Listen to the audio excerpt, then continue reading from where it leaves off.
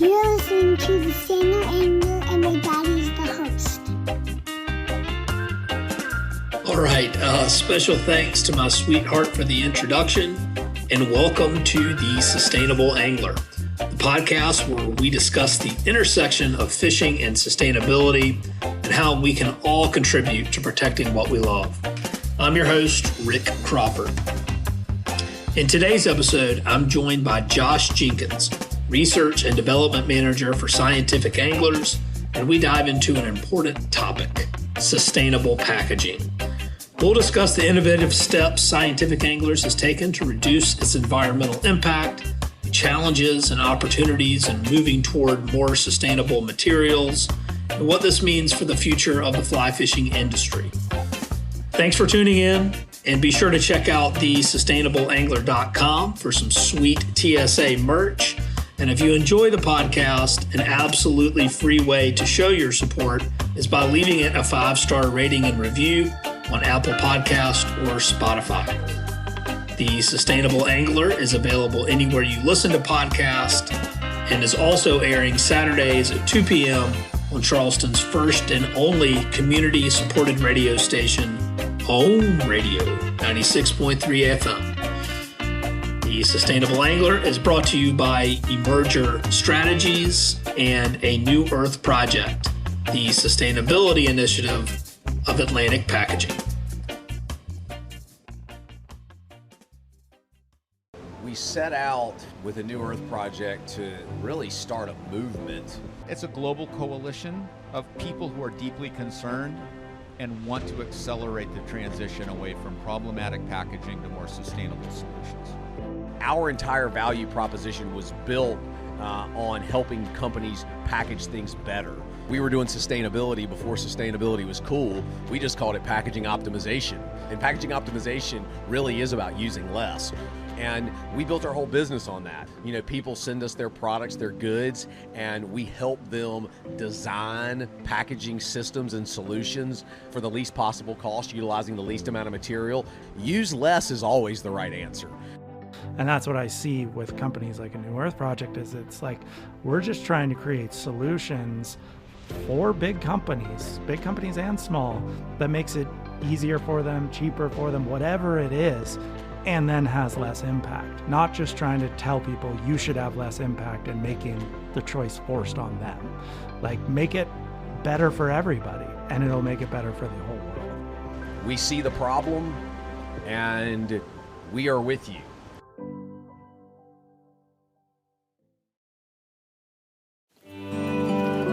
Did you know that sustainability isn't just the right thing to do, it's smart business? At Emerger Strategies, we simplify sustainability for small and medium-sized businesses, helping you meet retailer demands, build customer loyalty, and protect the planet. Whether you're navigating retailer sustainability assessments, tackling EPR for packaging requirements, or measuring your carbon footprint, we help you measure and improve your brand's sustainability performance. Our clients in the fishing and outdoor industries are thriving, saving time and money, and growing their businesses, all while reducing their environmental footprint. We've been simplifying sustainable business since 2016, empowering brands like yours to make a real impact without the need to hire, train, and retain a full-time sustainability team. Ready to make sustainability your competitive advantage? Visit emergerstrategies.com to learn how we can help your business profit sustainably. Thanks for having me on. So my title here is technically the Research and Development Manager, and it's sort of a catch-all title. I'm the only engineer in-house, so I design all the fly lines. All of our fly lines are made right here in-house in Michigan, so I get involved in the design and development of our production equipment that we use to produce fly lines, and then also heavily involved in design and sourcing of accessory products like our regulator spool, leader and tippet, and everything else. So R&D manager is sort of an overdone title in my mind. I'm essentially just the product developer here for everything. And how what has been? How did you end up at Scientific Anglers? What was your sort of background leading into this? I assume engineering, but Mhm. just curious. Yeah. No, I got an undergraduate degree in mechanical engineering, and I got a job right out of school. Actually, had interned there the 2 summers before, and they offered me a job when I graduated, and it was an excellent job. I had basically no complaints about it, other than the fact that it wasn't really in a passion industry for me. And when I was so new in my career, I didn't really want to relinquish myself at that point to not at least trying to find something that I was passionate about. But I had applied to some other jobs, and it's very hard to break into these small industries without experience. And so the one thing I thought I could do sort of proactively was go back to school. So I went to school in Pittsburgh, and I got a master's degree in product development. And through the course of my time there, I'd met a couple of people at Orvis. I'd applied at one position there that ended up losing funding, but stayed in touch. And SA has been corporately owned by Orvis since 2013. So stayed in touch, and this job came up and interviewed, and the rest is history. Awesome. Well, I am also assuming that you're a big fly angler, so this is sort of marrying your two passions of product and engineering and fly fishing, right? Yep. Yeah. I've always been a pretty big angler in general. Fly fishing has been a component of that for most of my life. I think I got my first fly rod when I was maybe 12 or 13 for Christmas. There was a period of time in my sort of early mid teens where I got really into traditional bass fishing, but I sort of came back around in college to the fly world. And so this job was exactly as you said, it was a perfect marriage of interest and career. Yeah, that is a model I have tried to replicate myself of, Yeah. of marrying your work with what you love to do. So that's super Hmm. cool. Hmm. Very lucky. Yeah. All right, so scientific anglers. Let's just pretend, if you're a fly angler, you would be hard to not know who scientific anglers is. But let's just paint a picture for folks out there who might not be as familiar. What are the products y'all produce, and just a little bit of background there as well. Sure. Yes. Scientific Anglers was incorporated, I think, in 1945. So we've been around for a while. We actually didn't start by making fly lines. I think we started producing fly lines maybe in the 70s around then. I should know that more accurately.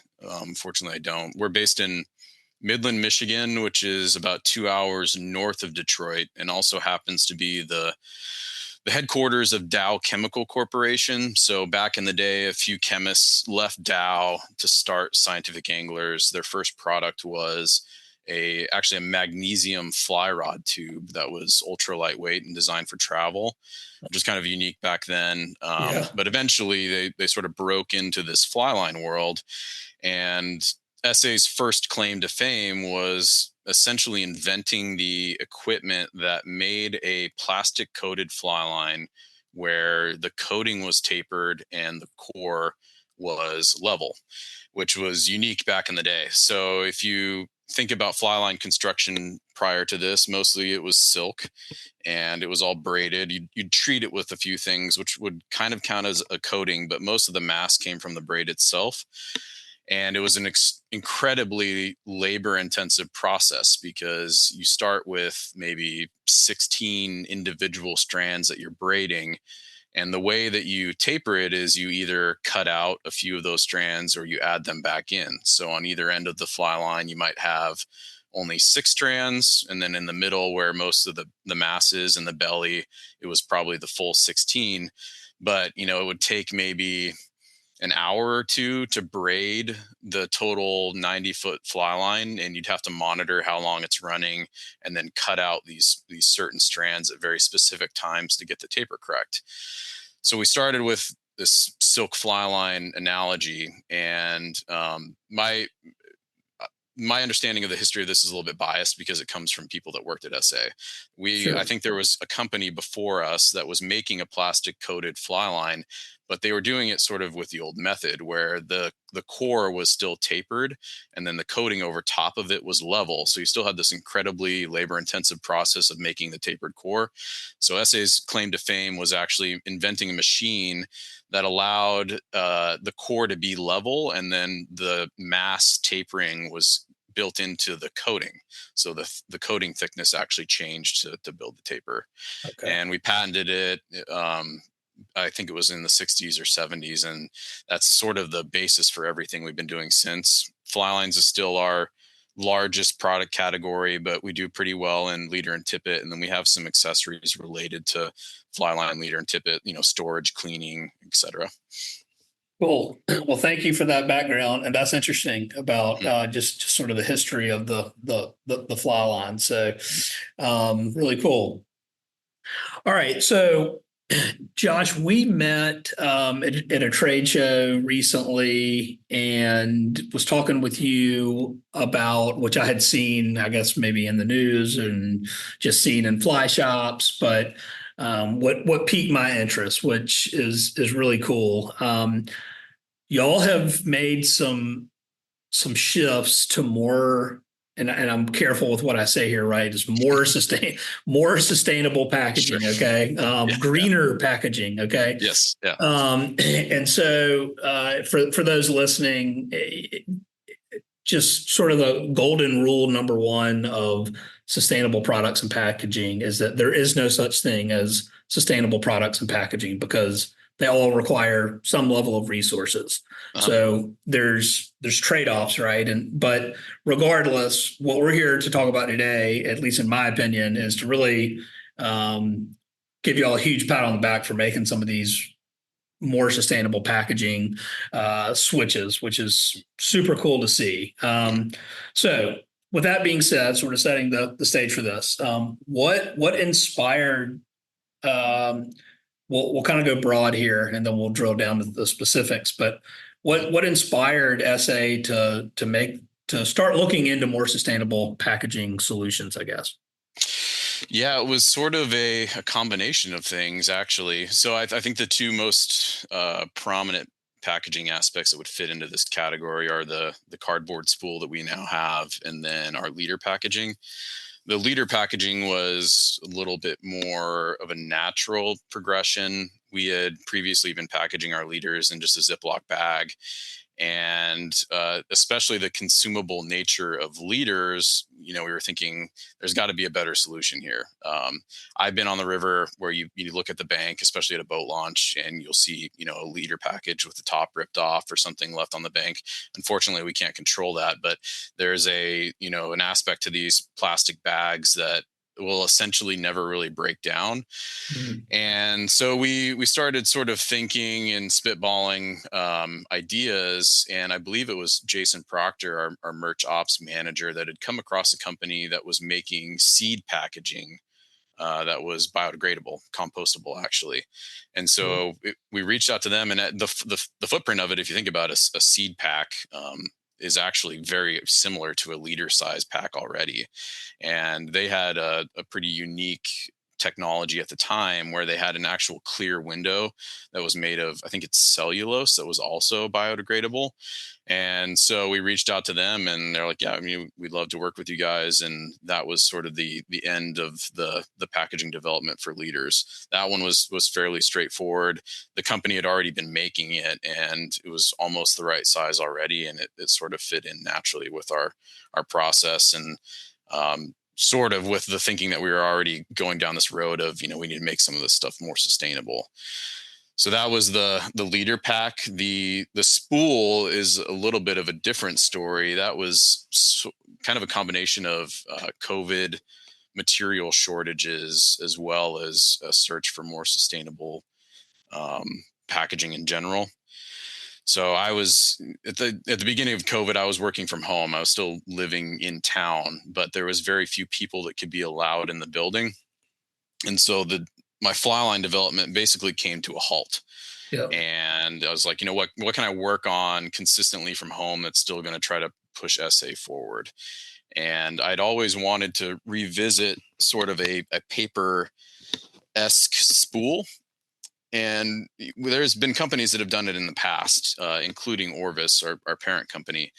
And the one thing I'd always heard is that if you build a spool out of, paper, be it pulp or cardboard or whatever, and it's still in two pieces, the biggest problem is that you have a hard time getting paper to positively lock to itself, so that those two halves maintain a good mating surface and they don't blow apart. The worst thing that happens is you're spooling off a fly line and the two spool halves break apart and then it knots into itself and you essentially ruin the fly line. It's tangled enough that it's basically unsalvageable. And so I started with this idea of, hey, like, I wonder if we could ever make a single piece spool out of paper so we could get rid of that sort of fundamental issue that has plagued these spools in the past. Huh. And I started working down this road, and then by happenstance, the plastic that we were purchasing for our normal packaging spools started drying up in COVID. It's the same plastic that's used in milk jugs, high density polyethylene. And I think the supply chain for that was getting pinched because of COVID. We also had that, I can't even remember the name of the ship that got stuck in I think it was the Suez Canal or whatever, that clogged things up for a while. I remember hearing about that. Yeah, Evergreen, or I think it was something like that. So it was kind of the combination of these two things. And I had already been working on the spool project. I believe, again, it was Jason, our merch ops manager, came to me and he's like, hey man, I don't know if we're going to be able to get plastic spools. This could be a real issue. And it allowed me to sort of accelerate this project. And in working with our packaging supplier, I did most of the design on the spool. The packaging supplier definitely helped. The first few iterations of the design, there's always this limitation of, like, I can design anything I want in my mind, but there's only certain things that are easy to manufacture. And so it took a couple iterations of sort of getting that dialed in. But eventually where we landed was it's a single piece paperboard spool. And the way you load the fly line onto it is one of the flanges actually folds up and then it will fold back down once the fly line's on the spool. And I think it works great. We've had a few complaints just because of the not really reusable nature of it. There's a small subset of anglers that like to have those plastic spools on hand for storage if they have multiple fly lines. In our research, it was a very small percentage, but Right. sort of a vocal few. Yeah. But That's the way it always is, by the way. Just it FYI. is, it is. And actually, from the heart, truly, we've gotten a lot less pushback than I had expected, which feels great. Yeah. But we ended on a solution that was a single piece, and I think it works really good because even with our plastic spools, you'd have an occasional tangle in the fly line. And the way the spool works, being a single piece, if you have a tangle, it can sort of constrict and it might even crush the arbor of the spool a bit. But because it's not in two halves and it's not breaking apart, it's actually fairly easy to get those tangles undone still. So I feel really great about where we landed. We launched it about, it was in the peak of COVID, so it's all still sort of a blur. So maybe 4 or 5 years ago. And I was talking to our president, Brad, this morning because he was doing some calculations on it a couple of weeks ago. And he said that I think we've saved about 33 tons of plastic since we've launched this paperboard spool. That's awesome. Mm-hmm. 33 tons of plastic. I'm trying to put that into some type of some way to visualize realistic that. metric. Yeah. Yeah. Well, the crazy thing to me when I was going through doing this exercise, so I weighed the spool and it was roughly equivalent to the weight of 2 full 5-weight fly lines. So if you bought a 5-weight fly line from SA and it was on a plastic spool, there's essentially enough plastic to build 2 more fly lines on there. And there is the argument for the small minority of people that save them and use them for storage, but a lot of them, what we found, were getting either tossed in the worst case scenario or recycled at the best case scenario at the fly shop, and they never even made it home with the consumer. Yeah, and I've and this is kind of like just some generalities but facts, but it's like I think the statistic is. It's something like 9% of all plastics that are recyclable get recycled. So I'm sure that there's some discrepancy there, but basically 90% of all the plastic that's being produced is ending up either in landfills or waterways. That's where Yep. that's where it lands. Yeah, and there's also added complexity with a few municipalities too, in that they won't actually take recyclable plastics unless it has a neck to it. So it has to be sort of in a bottle form. I'm not really sure why, but that was another thing that we found through the course of all this, is that our plastic spool is 100% recyclable, and there's not even pigment in it that would really keep it from being recyclable. But a few places, even within the U.S., you wouldn't be allowed to recycle it just because it's not in the correct form for recycling. Yeah, and that's another thing that I've run in. If for folks aren't aware, just to provide some context, recycling is not uniform in the United States. Like they could not even be uniform in your state. Like it would be depending on county or however it's structured. But so some places are not even going to take it. That probably also leads to why there's such a low percentage of plastic that gets recycled, because people end up being like, I don't know, just throw it away, get it out of here. Right. But I really want to, commend y'all for taking the step and knowing that. So 33 tons, just simple math, right? 90% of that would have ended up in a landfill or in the waterway. So that's pretty significant when you think about it. I mean, that would negatively affect the environment, which obviously companies in the fly fishing and fishing industries are dependent upon healthy fisheries. So it's a win-win, Right. Yeah. And I think we got a little bit lucky with the timing. I think the industry is in a different place than it was maybe even a decade ago, where they're more willing to accept solutions like this.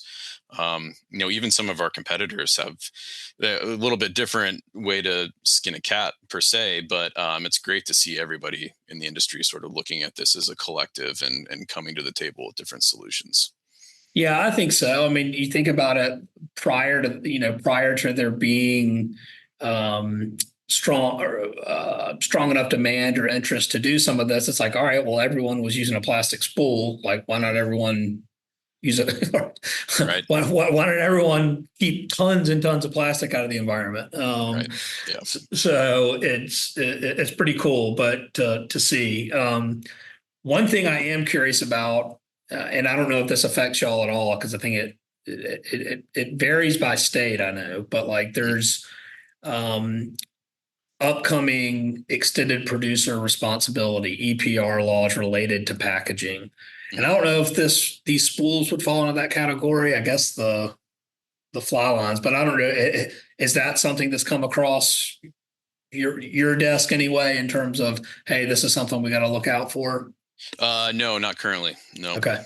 Yeah. It depends on the state. And I think the minimum threshold is like $1 million into certain states. Then whoever's doing the sending in that packaging needs to make it recyclable or make it fiber based or whatever. So interesting. I think one of the benefits of SAs or fly line portion of the industry in general is that it's so small that it kind of flies under the radar. Yeah. But our spool is 100% recyclable. The paper actually comes from FSC certified stock, so sustainable forestry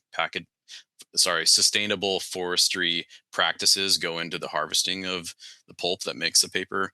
So we put a lot of thought into how these are created as well. We didn't want to just launch a paper spool and then have to cut down a bunch of old growth forests to make it happen, because that's also going backwards. To your point, there is no 100% sustainable packaging solution. There's just more sustainable or less sustainable.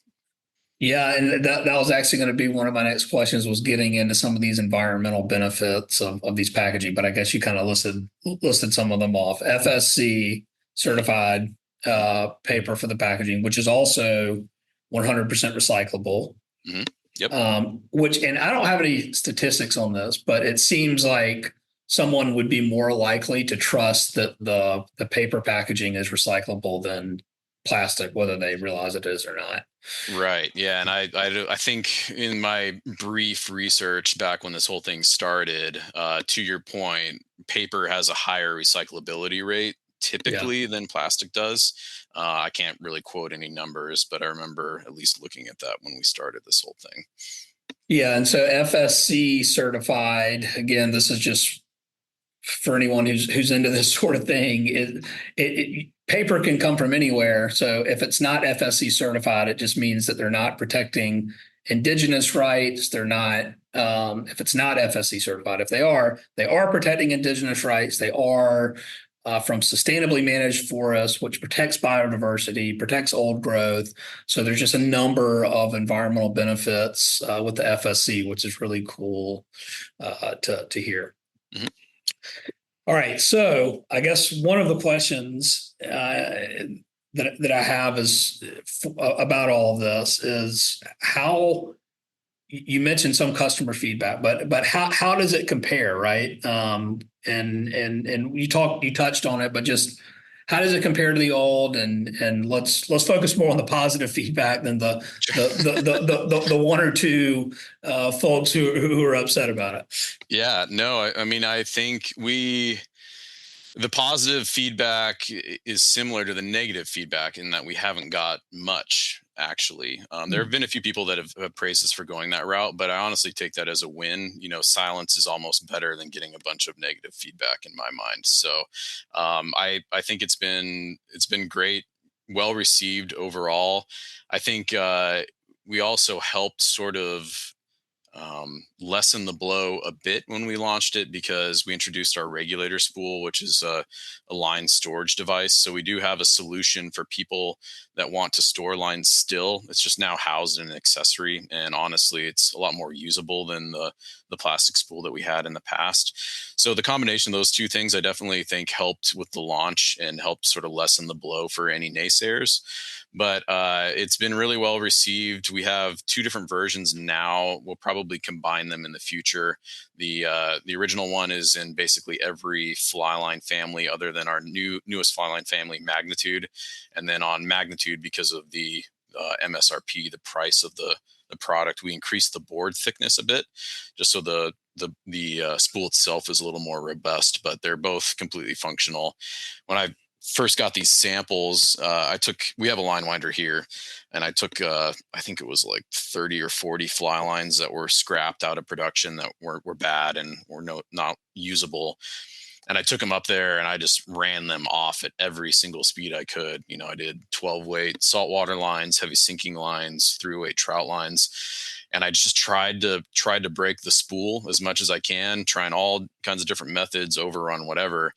And the only thing that ever happened is sometimes you get a little bit of constriction and it would crush the arbor, but because none of the spool separated from itself, you could honestly, it just basically provided a little bit more tension, and it came off and untangled itself as it did it. So I feel really great about the functionality of the spool, and it's been overly well received from our end. I think we've had maybe 2 or 3 complaints in 5 years. So I'll take it. Right. That's what I'm saying. Well, it's important to highlight that because no matter what, if you're trying to do something positive for the environment, it seems like there's always two to 5 really vocal people that oppose it that end up like scaring people, and it'd be like, all right, well, maybe we should talk about this. Geez, but I think it's so important to talk about it. And I also think it's so important for anyone who is listening to the show to understand that sustainability and improvement is about the company becoming a better version of itself, the same way that a person wants to become the best version of themselves. It's not about perfection. Right. And so I'm here to give y'all huge props for taking a leadership position and keeping some plastic out of our environment, which I think the positives hugely outweigh the negatives in that regard. I agree. Yeah. Thank you. But that said, I am curious, has there been, and I don't know if you can share this or not, but has there been a way that y'all been able to demonstrate sort of a business case for making the switch? Is it cheaper? Is it Is there any sort of metric that y'all been able to demonstrate? Oh, that's a good question. So the spool itself is actually more expensive than the plastic one that we were getting previously. We haven't had it costed in roughly 5 years, essentially, because the spool's been replaced. So there wasn't really an ROI on or cost savings on the spool in relation to the old one. I think if there was maybe some sort of saving, it would be in the shipping. So now our packaging actually weighs significantly less.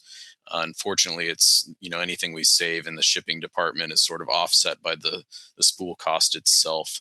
But I think if you were to look at the numbers, it would have been, considering everything, maybe like close to net zero cost change. But we feel a lot better about where the company's at.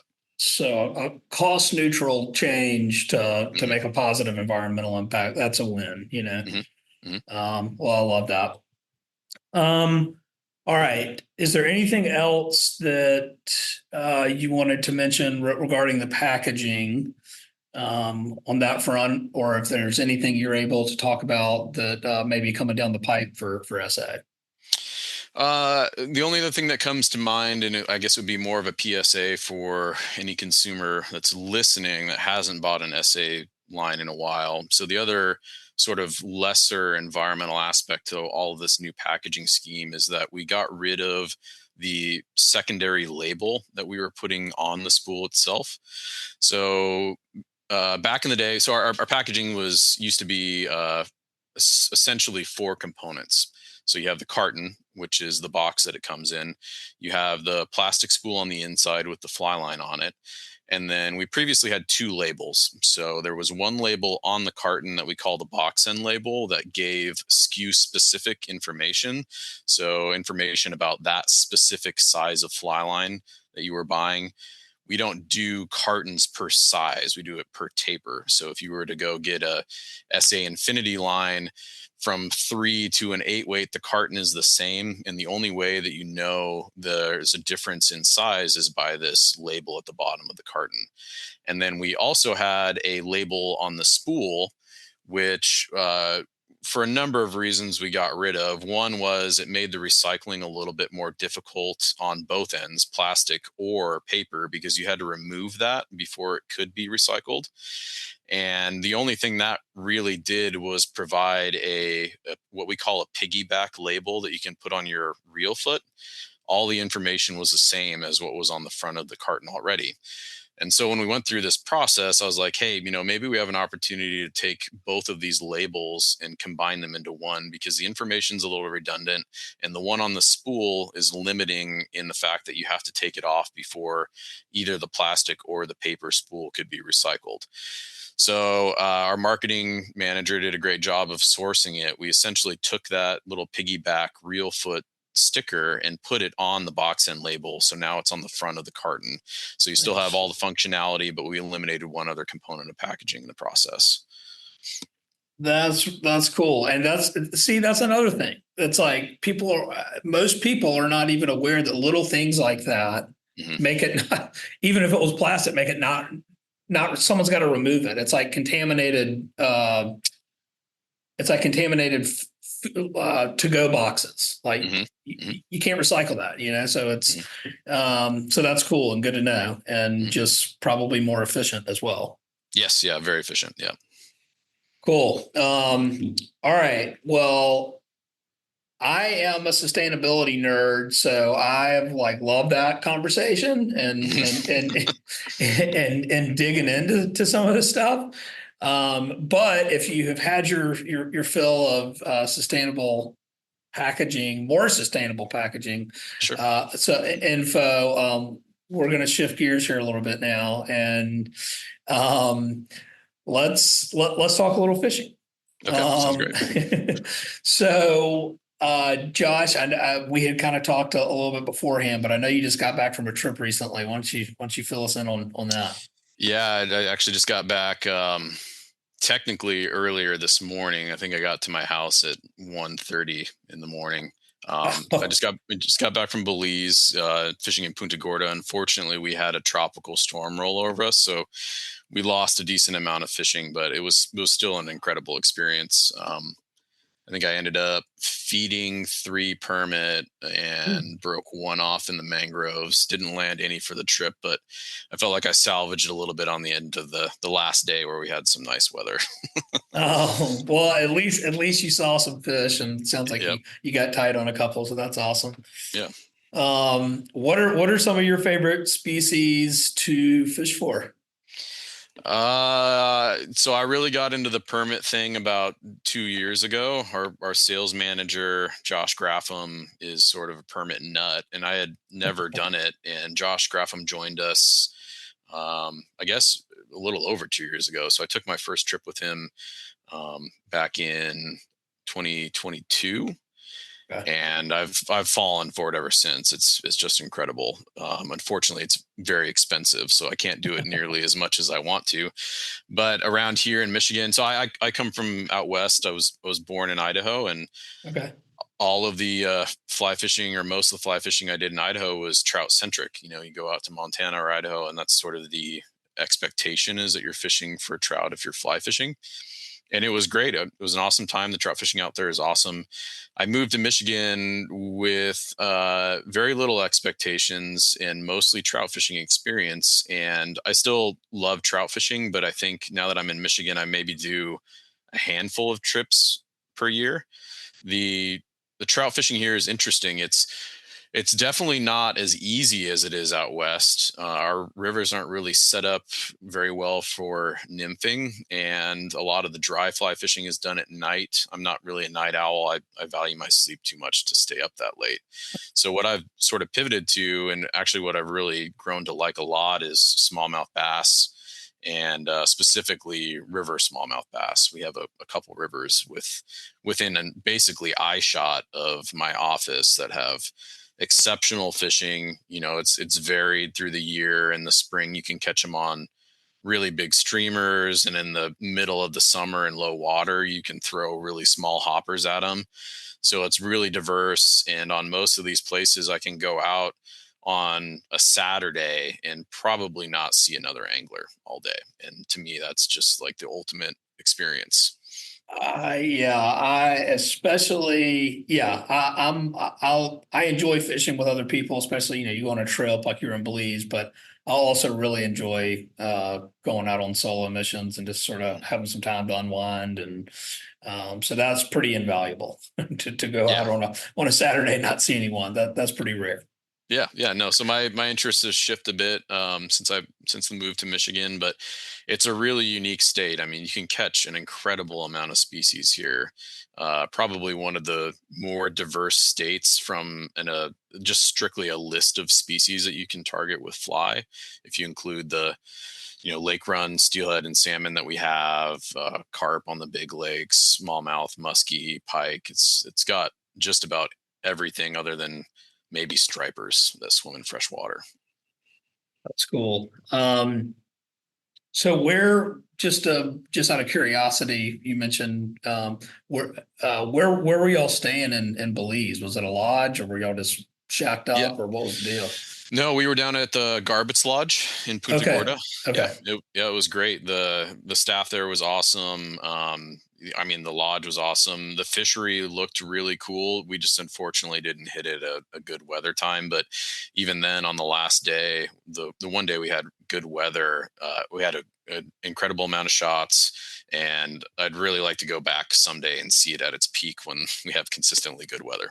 Yeah. I mean, it's, the name of it, flats fishing. It's, you really have to have the sun. Right. Yeah. It's unfortunate. It's a dice roll every time you go on one of those trips. You plan it out 9 months in advance, and you never know what the weather is going to be like. So you either go and you make lemonade, or you don't go and you probably regret not going eventually.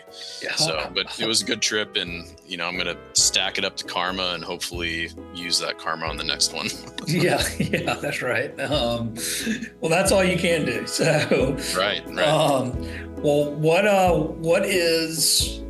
I'm sure you were fishing SA lines. What's your favorite SA flats line that you're a big fan of these days? It's a good question. So on this trip specifically, just because of the wind, mostly the wind and the weather, I was fishing the Grand Slam. Okay.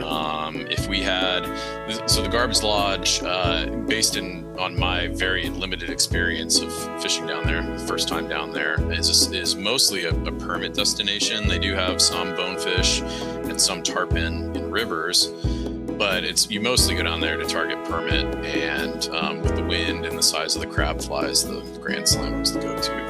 Nice. Cool. Well, Josh, I think that's a pretty good note to end on. We've got a product recommendation out of it for all you permit anglers. Learned about some sustainable packaging options, which I commend y'all. And it was great to get to chat with you some, Josh, and get to know you. And I appreciate what y'all are doing, and certainly our fisheries appreciate it too. So thank you. Yeah, thank you for having me on.